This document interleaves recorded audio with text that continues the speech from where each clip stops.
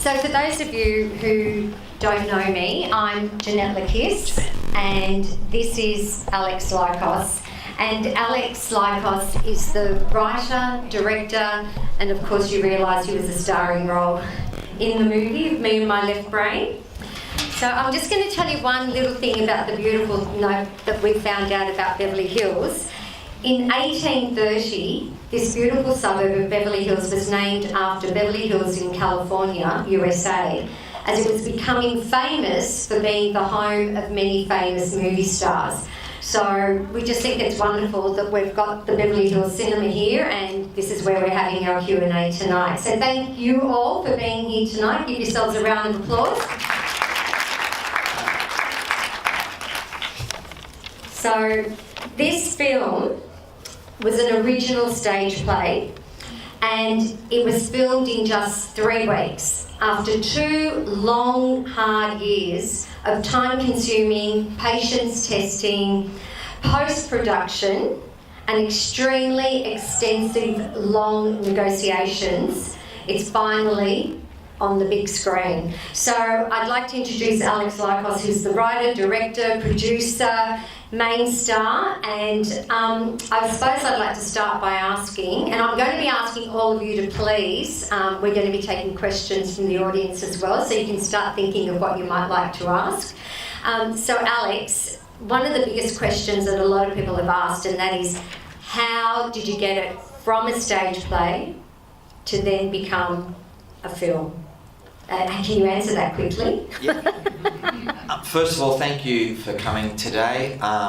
It's great to see such a big audience, so thank you very much. To answer your question, for those of you who may or may not know, Alex and Eve was a stage show first, became a film, and the great thing about putting something on stage is you get an idea whether the characters and the narrative work on some level, and with Alex and Eve it worked, and I think the translation worked as well. And with this show it was a very quirky stage show, and it had a bit of a different type of comedy, which I'm sure you saw tonight. So I just thought the characters, people connected with the characters, you know, and the transferring it to the screen, I just needed to give it more room to breathe a little bit, and I could do that. And I always wanted, one of the things watching Australian films, whenever we want to show Sydney, it's always Opera House and Harbour Bridge. And I wanted to show a side of Sydney, a romantic side of Sydney that hadn't been seen on our screens before. And I thought this was a great way, a great little film that I can try that on to see whether it would work or not, and hopefully it did. Has anyone got questions they want to ask already? Yeah. Sorry. Yeah. So, Alex, the other thing is, a lot of people want to know, like, okay, so how did you actually come up with the idea for this? I mean, I realise it was a stage play first, but how do you get your ideas? Like, what inspires you, and how did this, is this relatable to anything? How did you get your ideas for this one? So I normally have no dramas sleeping. I can sleep quite easily, and yeah, I kind of log, you know, like a log. But on one particular night, I had some stuff going on in my own life, and with Alex and Eve, for those who don't know, we decided to make it a movie in 2009, and we went into production in 2014. So that was 5 years, and you know, you spend so much time, you go to meetings with all this hope, and then there's a setback. Another meeting, setback, and constantly setbacks. And anyway, I was going through this tough time, and I thought of an idea. You know, I had this in the back of my head. I want to make a movie where it's not going to cost, you know, the budget of building a small hospital in order to make. There's got to be a better way to make films, a much cheaper way to do it. So with that in the back of my mind, this one night I couldn't sleep, and I was tossing and turning, and then it started. I started doing a bit of a stock take on my life, you know, well, I haven't done this, I haven't done that, I haven't done this, I haven't done that, and off I went. And the more I did a stock take of my own life, well, the more anxiety I got, which meant that I wasn't going to sleep at all that night. And then something triggered in me, well, how about this? I'm surely not the only person who has had a sleepless night worrying about the big questions in life. And then I thought, well, the restrictions about, how about an idea of somebody who can't sleep? Let's use that as our premise. Can you tell a story and sustain an audience's interest when it's about somebody who simply cannot sleep? And from there, I'm like, okay, how am I going to play with this? And that's kind of how the germ, kind of began, and then, grew from there. Yeah. What did you all think of the music score? Did you like the jazz? So this is a first ever Australian film with an all-jazz music score by the award-winning composer Cezary Subruski, and he also did the music for Red Dog and the Sapphires. Yeah, everyone gets really surprised when we tell them that. And so this gentleman actually was based in Melbourne, and Alex flew down to Melbourne. Maybe tell us, in putting this film together, some of the, things you had to do, which obviously you haven't had to do that with your stage plays before. So this is all this extra stuff that you learned along the way. And what was Cezary like to work with? I don't know if there are any, it's a bit hard to say in the current climate, Woody Allen fans, but... I was just about to say that. It had a very Woody Allen feel. Yes, well, Woody Allen, is definitely an influence of mine. I love especially his early romantic comedies, and watching his movies, I really love the fact that jazz really works well with comedy. There's a lightness to jazz, there's a fun sensibility to jazz music, and when I, obviously on a lower film, with a film with a lower budget, where you've got a bit more autonomy, you can take more risks. You don't have to answer to like 5 or 6 people when you're making a creative choice. And I had that autonomy, and I had this idea of, it was my little, I live in Marrickville, and it was, this film was my little love letter to the inner west where I live. And I thought, being a cerebral comedy, putting jazz on it would be quite nice. But I thought, well, how am I going to find somebody who's going to put a jazz score on it? If the compositions aren't good, it's not going to work. So when we did the rough cut, the editor said to me, look, Alex, the rough cut's looking pretty good. For those who don't know what a rough cut is, it's before your final cut that you guys see. And, you put temp music over it, temporary music. And she said, it's not too bad. It's actually coming across quite well. Why don't you try getting a more experienced composer? I said, okay, why not? And there was a movie called Two Hands, and there was a jazz piece in Two Hands which I really liked. And so I thought, I've got nothing to lose. Let me just reach out to Cezary. And he just came off doing the television series Picnic at Hanging Rock. And he saw the film. So I said to him, look, this is really low budget. He saw the film and he said, look, you're very lucky. I just did Picnic at Hanging Rock and I got paid a shitload of money. I was like, okay, great. So I'll do a love job. And suddenly I had this little film suddenly had Cezary Subruski on board doing the compositions, which I've got to say, I flew down to Melbourne for the actual, when he was composing the music, it was all on synthesizers, right? Because you're doing draft after draft, you can't get musicians in to record drafts. So when I went down, we've got on synthesizers, all the music's been written, and I've gone down to Melbourne for 3 days, and let me tell you, that was just one of the most thrilling things, watching the musicians come together, and just this music that we're hearing on synthesizers, all of a sudden it's being played by live musicians together, just gave the music, hopefully you guys kind of sensed that when you heard it, it allowed it to breathe and just filled it up, and it's much more organic, and I think works really well with the movie. And it was just so thrilling to see it kind of, firsthand, watching the composer work with his musicians. It was probably maybe the most thrilling. Filmmaking is quite boring. It's, people say, I want to come on set, I want to see. It's the most boring thing you can do. You come on set for 5 minutes and you're like, okay, I'm bored. What do I watch? It's so boring to make movies. Whereas the music, actually, the recording of the music was quite thrilling. and really, I thoroughly enjoyed that. Just so you know, with the music, it is available on iTunes. Yes. And on YouTube, you And can, Spotify. and on Spotify. So feel free to find it all there. And if you go to the Me and My Left Brain movie.com, that's the website. That will take you to the YouTube, all the different links that are advertising the movie as well. I'm going to talk about the actors. I'm sure some of you might have some questions about the actors. I've got some good stories.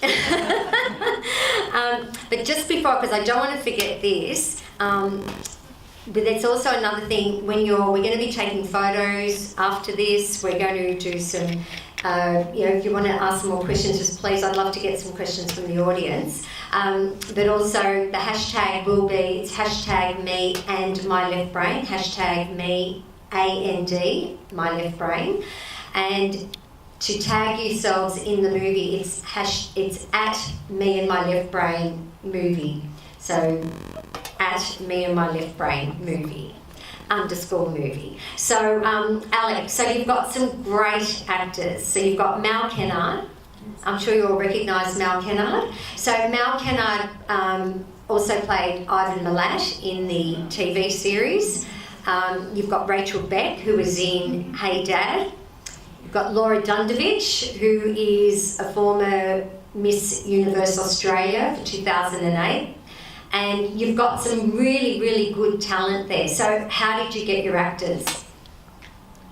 Again, going back to making a lower budget film, you get more autonomy, and I've been casting at theatre shows for the last 12 years. Being the writer, I've got an idea of who these people are, who these characters are, and I knew that it was my first film as a director, my first film as a lead actor. I knew that the person playing the left side of my brain, because they're frustrated within the story, because they don't have control of the central nervous system, my character does, I needed to get an actor who's got more status than me. I needed to get an actor who's been in the industry for a long time, who subconsciously would be frustrated having to take direction from a first timer. So I needed that dynamic, because hopefully if I have that dynamic organically there without having to force it, we might capture it on the screen. So, and then I thought, okay, well I can get somebody who's funny, okay, but sometimes with comedy, if you try to play funny, it's not funny. Then I thought, what if I go opposite? What if I get the guy that played Ivan Milat? Let me try. So his agent organised a half-hour coffee. 3 hours later, we've had about 4 arguments. We've hugged each other about 4 times, and I knew right there and then that it just happens. You don't plan it. I met with other actors, and it's like, yeah, nice to meet you, and it's formal and whatever. But with him, it just clicked. And you know, with filmmaking, especially low budget filmmaking, when you don't have time to rehearse, you don't have time to build any rapport with the actors. As soon as I saw the chemistry that we had, instantly, I'm like, great, we don't have to worry about rehearsals. I don't have time for rehearsals, but we've got that chemistry, it's there. We didn't have to work on it. So he was easily cast straight away. I mean, right there and then I said, okay, you got the role. Rachel came to one of my stage shows and she liked my work. I sent her the script, and for those of you who don't know Rachel, she's just lovely. I mean, she's just lovely. So, you know, she's so warm and endearing, and I think that comes through on the film. And she's the one that just kind of said, come on, let's go run lines together, let's go for a coffee, let's run lines. And because she's so warm, it's just so easy to build a rapport with her.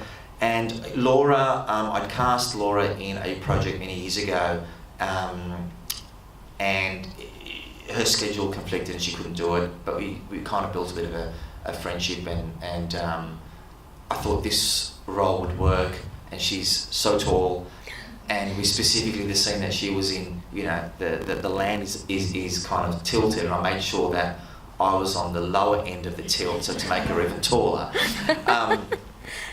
And Chantel, I wanted somebody who was stoic, to represent the love interest, who kind of plays her cards to her chest.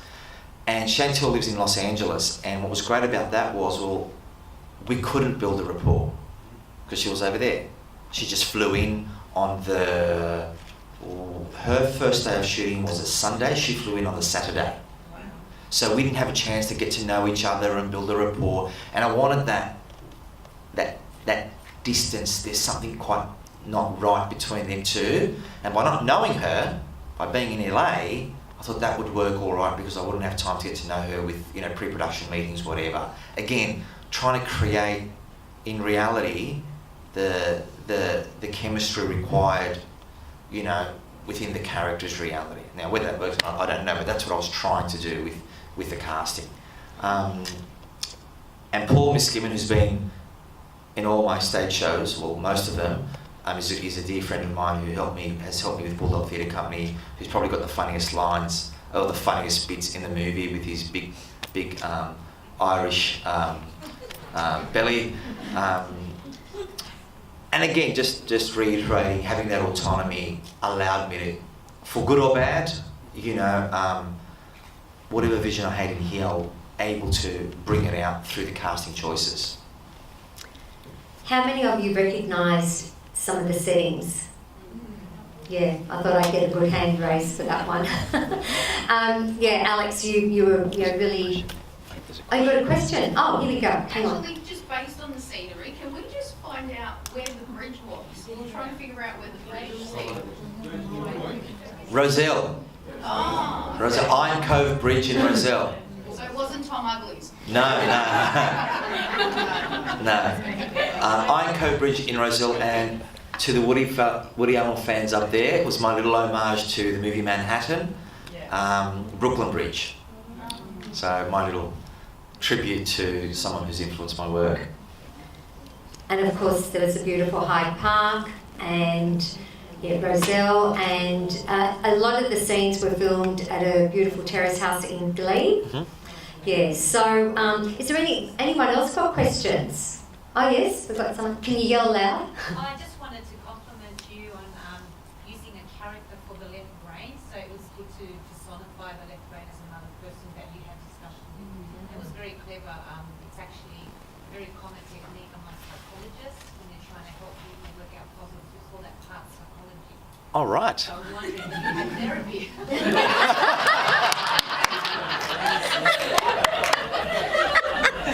Yes. Had you done research? I'm Greek. I don't pay for therapy. Actually, are you one of... I'm a psychologist. There, she's a psychologist. Oh, okay. And she's great. Give me your card. Oh, gee. Any other questions? That was a good one. We're getting warmed up now. Getting warmed up. Have we got a time limit? You guys got enough. 10 minutes more. Oh, good. Right. 10 minutes is one. A few more questions? Come on, that was a good one. There's one up. Did you want to maybe somebody take the... Yeah, I'll take. mic Do you up? want me to take the microphone up? Who's got the question? You can yell? Oh, good. The scene with the shoes, was there something to do with that? Was that something So again, that's one of the drawbacks of low budget filmmaking. Okay, now so on that particular day, that was one of our toughest days, the toughest day we had, because we shot on a Sunday, and planes were coming literally every 20 seconds. Right, it was, and you just can't shoot because the sound gets messed with. And my gosh, it was so frustrating, and we didn't plan for public toilets. There were no public toilets in the area. We didn't plan for that. So the girls were saying, well, we've got to go to the toilet. Planes are going, you know, it was a nightmare, right? It was an absolute nightmare of a day shooting. Now, we got what we could, and then when we went, so what happened was, Chantel was walking on the high hill with the high heels, and one of them broke. Right? So we had to replace the shoes. Now, continuity, there's a person who takes care of continuity needed to alert us to that, and didn't. Again, these are the things with low budget, what's called run and gun shoots. You just miss those little things. And then when we got into the editing room, so Chantel's flying back to Los Angeles, so we can't reshoot. when we got into the editing room, you really, because we had a bunch of takes with the shoes the same, but the performances weren't as good. And the rule is sacrifice continuity for performance. Audience will forgive you with the shoes. They might point it out, but they won't forgive you if the performance is bad. So we just said, let's just cop it. And believe it or not playing on stereotypes at all. Those who have seen the film, men haven't noticed it. Okay?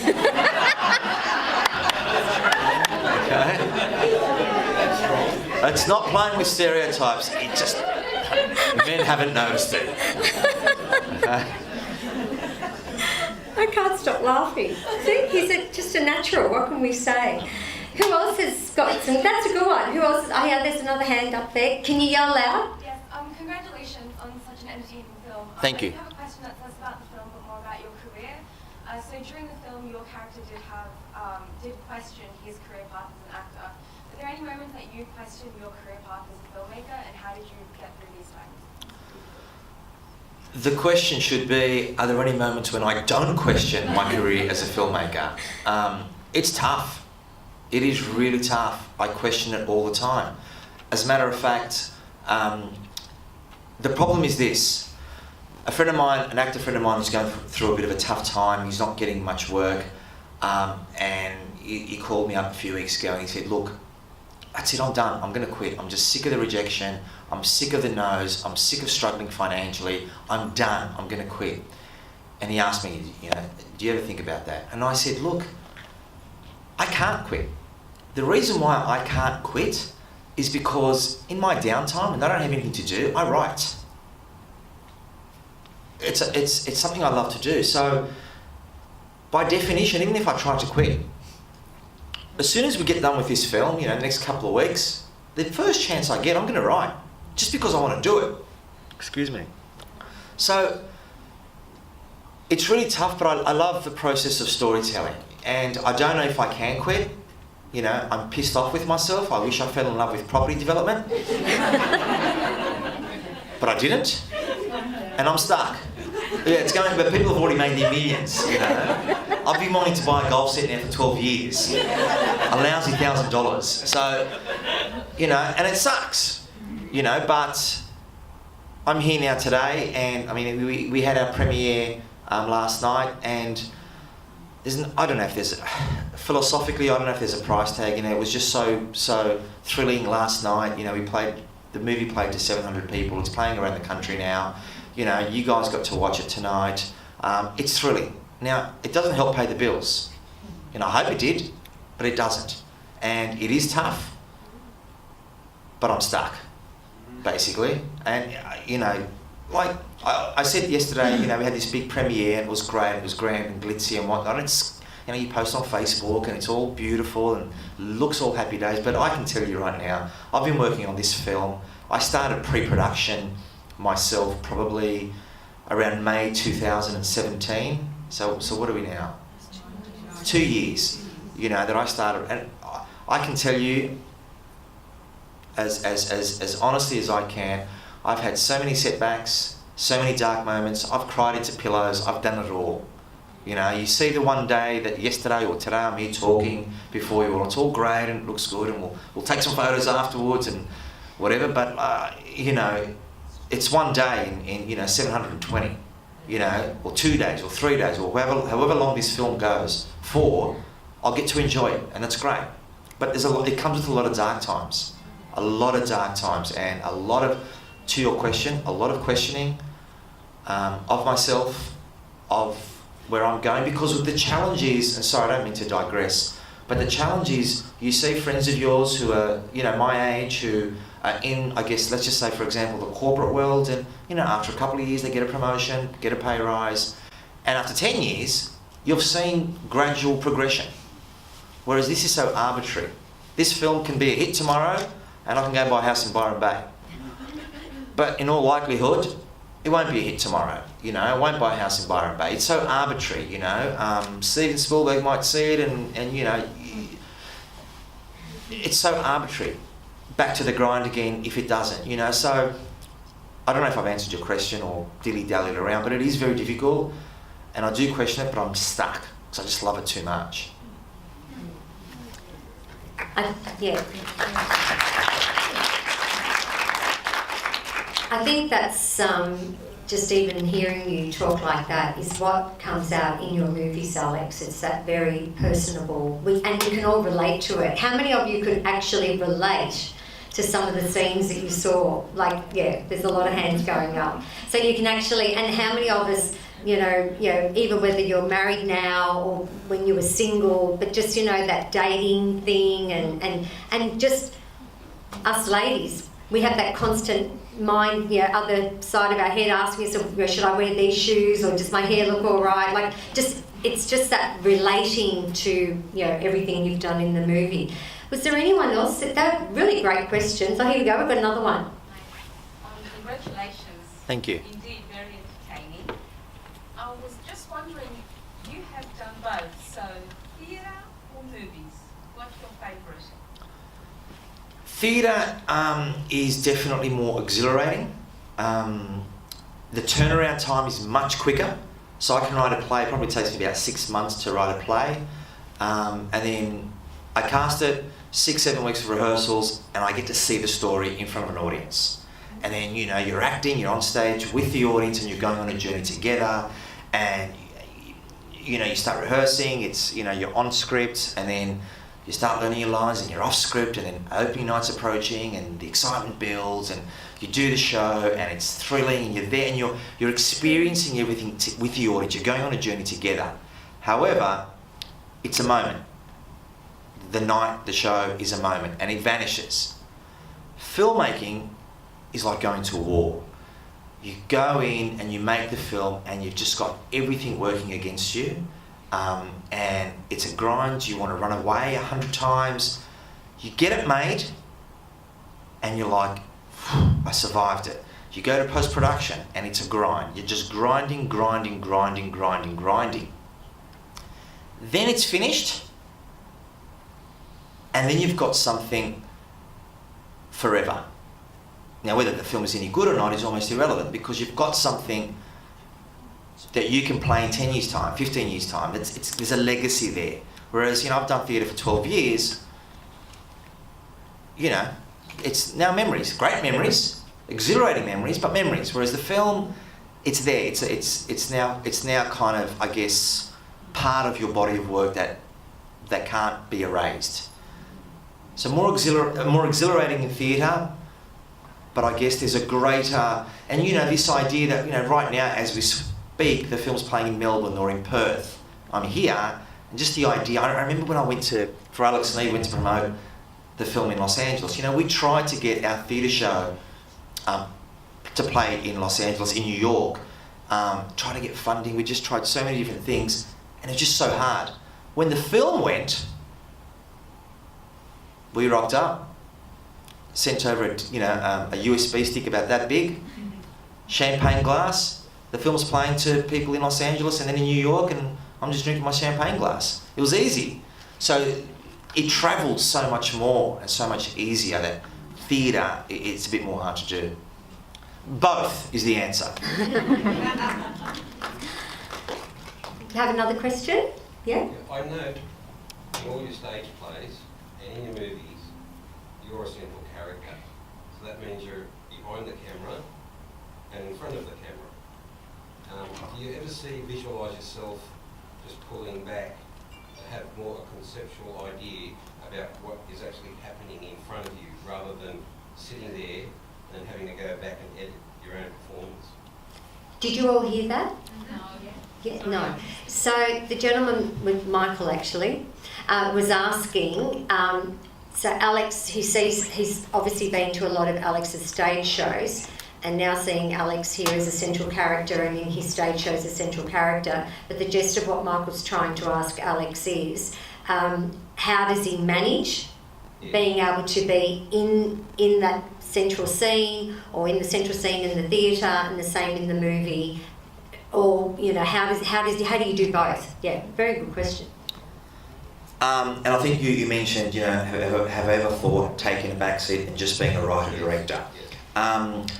Look, that's a good question. I love acting. I love being the conduit to the audience. And obviously, because I love acting, and obviously the central character does come from there, I kind of feel as a natural inclination to perform in it. Having said that, the film that I'm working on right now, the central character is going to be a woman, and the character that I'm going to play is going to be a very small role, which will allow me to kind of take a back seat and focus, I guess, from a more objective point of view. And I reckon as I get older, I will probably lean towards doing that more. But right now, I'm enjoying the I guess probably the psychologist would say the control freak in me likes the autonomy. I think there is a little bit of that. The process of the movie Alex and Eve, I wasn't entirely happy with the translation to film. And I went through a bit of a difficult process because there was some creative differences. And I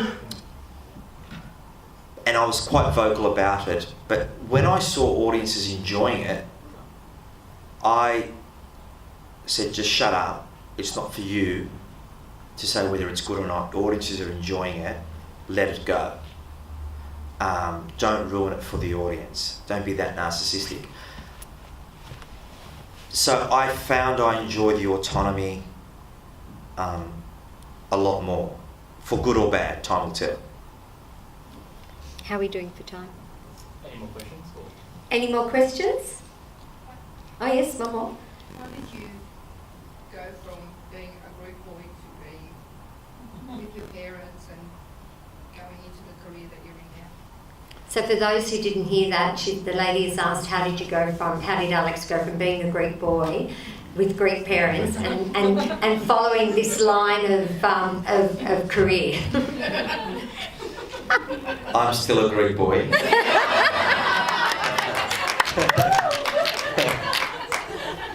My mum and dad are looking after our daughter. My wife is working late tonight.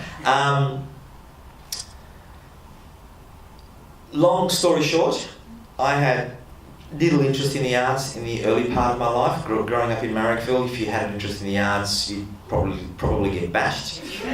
I used to play tennis. I moved to America at 18, playing tennis, and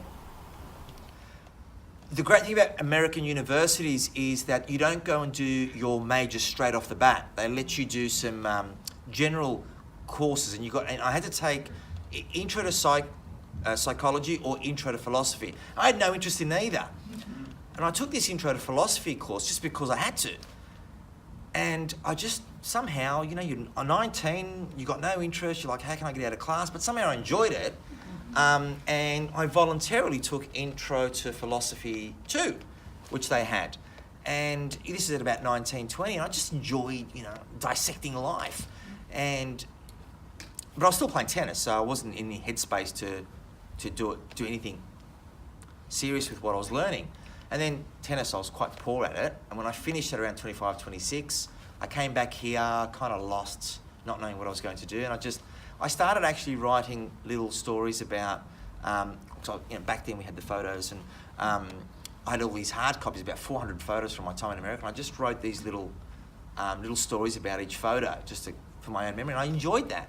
And from there I just started writing and just kind of enjoyed that. And that was it. Here we are.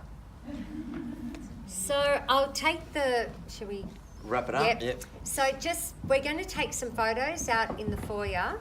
And the big thing we could ask, please, we're hoping you all enjoyed the movie. If you could just please spread the word. That's probably the biggest way of helping us to keep this movie going longer. Yeah, it's playing. So the way cinemas work, they're quite brutal. They check Monday morning the figures of each movie, and if the figures of a particular movie are not good, they just pull it on Monday morning. So this weekend is really important.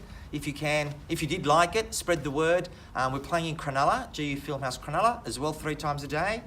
Here 3 times a day, Randwick Ritz and United Cinemas Collaroy, and down at the Classic in Melbourne. and at Perth. So if you can, please spread the word. And thank you so much for coming here tonight. I'm so grateful.